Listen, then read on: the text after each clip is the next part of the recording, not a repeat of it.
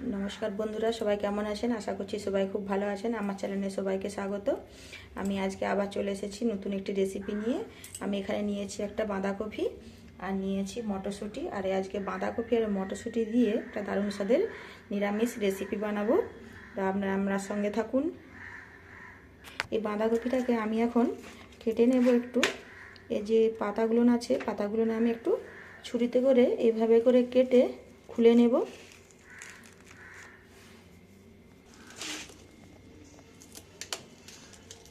এইভাবে করে একটা একটা করে পাতা আমি কেটে এখান থেকে খুলে নেব।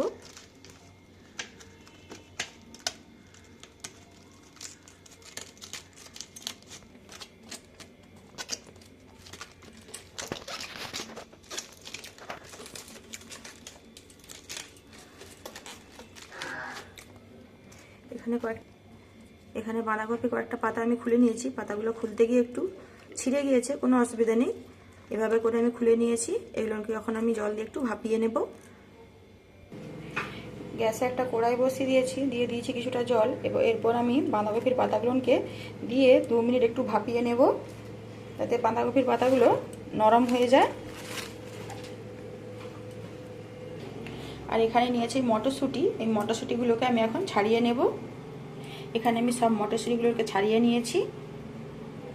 আর বাঁধাকপির পাতাগুলো আমার নরম হয়ে গিয়েছে, তো এগুলোকে আমি এখন জল থেকে তুলে নেব। জল থেকে তুলে একটা ছিদ্রযুক্ত থালার মধ্যে রেখে দেবো, যাতে পাতার জলগুলো ভালো করে ঝরে যায়।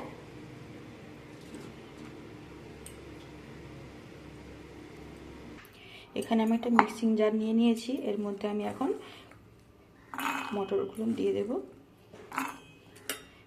একটা কাঁচা লঙ্কা। এর সাথে মটরশুঁটিগুলো সব দিয়ে দিলাম। আর দিয়ে দিলাম 2-4 টুকরো আদার কুচি। দিয়ে একটা আমি পেস্ট বানিয়ে নেব। এখানে আমি একটা পেস্ট বানিয়ে নিয়েছি। এভাবে করে একটা পেস্ট বানিয়ে নিয়েছি। এটাকে আমি এখন একটা বাটির মধ্যে ঢেলে নেব। বাটির মধ্যে সব পেস্টটাকে আমি নিয়ে নিয়েছি। এর মধ্যে থেকে আমি 1 চামচ তুলে রেখে দেব, সেটা আমি পরে ব্যবহার করব। তুলে রেখে দিলাম। এর মধ্যে এখন দিয়ে দেব আমি কিছু মশলা। প্রথমেই দিয়ে দিলাম লবণ, আর দিয়ে দেবো অল্প একটু জিরা গুঁড়ো, আর দিয়ে দেবো অল্প সামান্য 1 চামচ আন্দাজ বেসন। এখানে আমি লঙ্কা গুঁড়ো দিলাম না, সব কিছুকে মিক্স করে নেব, কেননা আমি কাঁচা লঙ্কা ব্যবহার করেছি। দিয়ে সব কিছুকে মিক্স করে নেব। কিছুকে ভালো করে মিক্স করে নিয়েছে, তো এটা এখন আমি সরিয়ে রেখে দেব। এই মিক্সি জারটা আমি কলাই বেটেছিলাম, সেটাই নিয়ে নিলাম। এর মধ্যে আমি দিয়ে দেবো 2টো কেটে রাখা টমেটো, একটা কাঁচা লঙ্কাকে এভাবে করে দিয়ে দিলাম। আর দিয়ে দিলাম কয়েক টুকরো আদা, 1/2 চামচ গোটা জিরা, আর দিয়ে দিচ্ছি 4টা কাজু বাদাম।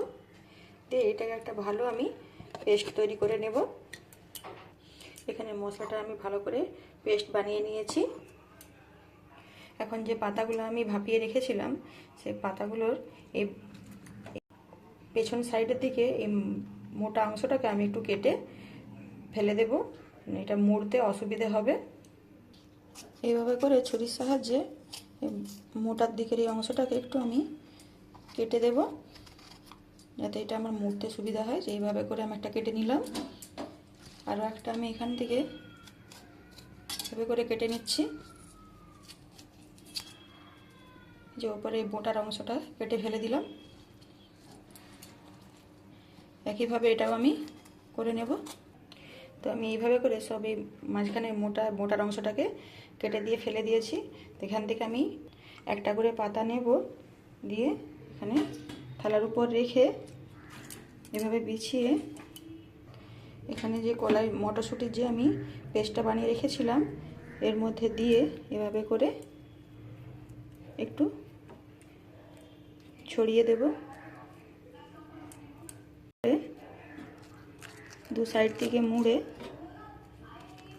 সাইডে করে মুড়ে এভাবে করে মুড়ে নেব। এখানে একটুখানি পেস্ট নেব মটরশুঁটি, নিয়ে এইভাবে দিয়ে মাঝখানে দিয়ে দিলাম। দিয়ে পাতাটাকে আমি দু সাইড থেকে এভাবে করে মুড়ে নেব।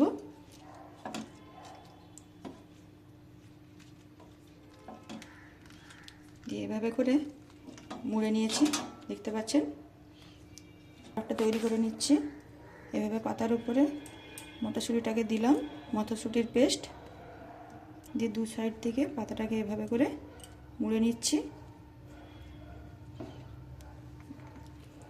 সাইড থেকে করে এই সাইডে এভাবে করে সবগুলোকে আমি মুড়ে নেব। সবগুলোকে এইভাবে করে আমি মুড়ে নিয়েছি। তা আপনারা একটু সাবধানে এভাবে করে মুড়ে নেবেন, একটু সাবধানে কাজটা করতে হবে। মুড়ে নিয়েছি। গ্যাস জ্বালিয়ে একটা ফ্রাইং প্যান বসিয়ে দিয়েছি, দিয়ে দিচ্ছি সরষের তেল। দিয়ে তেলটাকে একটু ভালো করে আমি গরম করে নেব।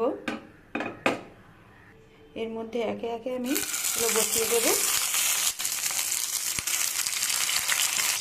দেখি আমি একটু এপাশ ওপাশ করে ভেজে নেব। এক সাইডটা আমার ভাজা হয়ে গিয়েছে, আমি এক সাইডটা আস্তে করে উল্টে দিচ্ছি। এভাবে করে হালকা করে একটু ভেজে নেব। এই তিনটা আমার ভাজা হয়ে গিয়েছে, তিনটাকে আমি এখন তুলে নেব।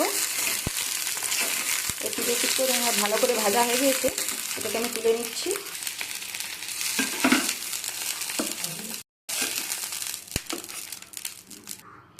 বাকিগুলো দিয়ে দিলাম।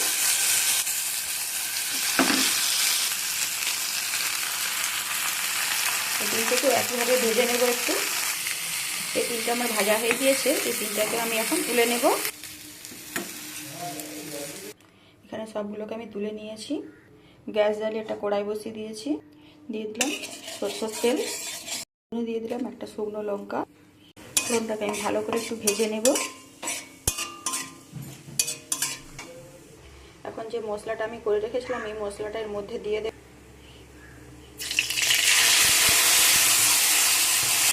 দিয়ে সবগুলোকে ভালো করে কষিয়ে নেব। আমি ভালো করে কষিয়ে নিতে হবে, মানে টমেটো আছে, টমেটো কাঁচা গন্ধ আছে, আদা আছে, সব কিছুকে ভালো করে কষিয়ে নেব। এর মধ্যে এখন দিয়ে দেবো যে কলাইয়ের পেস্ট আমি একটু তুলে রেখেছিলাম, সেটাও এর মধ্যে দিয়ে দিলাম। দিয়ে সব কিছুকে ভালো করে মিক্স করে নেব। এখন এর মধ্যে আমি কিছু বেসিক মশলা যেমন ধনে গুঁড়ো দিয়ে দিলাম, দিয়ে দিলাম হলুদ গুঁড়ো,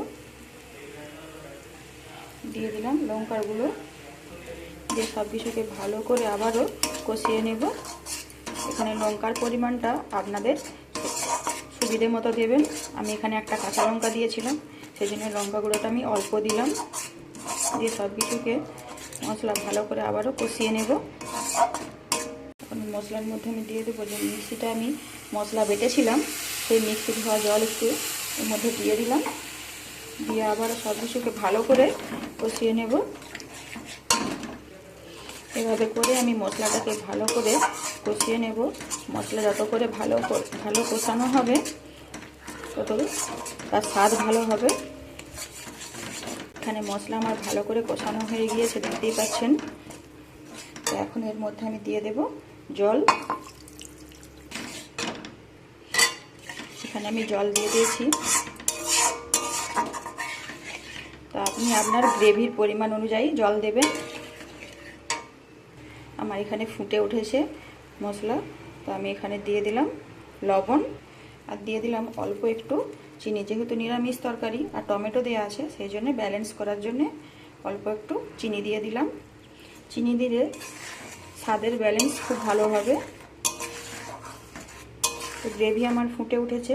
এখন এর মধ্যে আমি ভেজে রাখা কপি পাতাগুলো দিয়ে দিলাম। এভাবে করে আমি সবকটা দিয়ে দিলাম। এখন এটাকে ঢাকা দিয়ে আমি আরও 2 মিনিট ফুটিয়ে নেব। আমি 2 মিনিট পরে ঢাকা খুলে নিয়েছি। এখন দেখতে পাচ্ছি কত সুন্দর হয়েছে। আমার এখানে একদম রেডি। এটাকে আমি এখন নামিয়ে নেব। ওপর থেকে আমি একটু ভাজা মশলা ছড়িয়ে দেব। ভাজা মশলা আমি ছড়িয়ে দিয়েছি। এটা আমি বাড়িতে তৈরি করেছি, নিজের হাতে তৈরি করা আমার ভাজা মশলা। নিরামিষের যে কোনো রেসিপিতে এরকম একটু ভাজা মশলা দিলে খেতে খুব ভালো লাগে। এটাকে আমি এখন নামিয়ে নেব।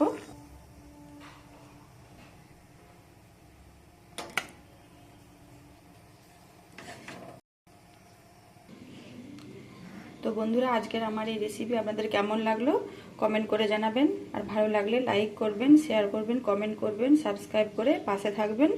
আবারও আপনাদের সাথে দেখা হবে অন্য কোনো রেসিপি নিয়ে অন্য কোনো দিন। সবাই ভালো থাকবেন, সবাই সুস্থ থাকবেন।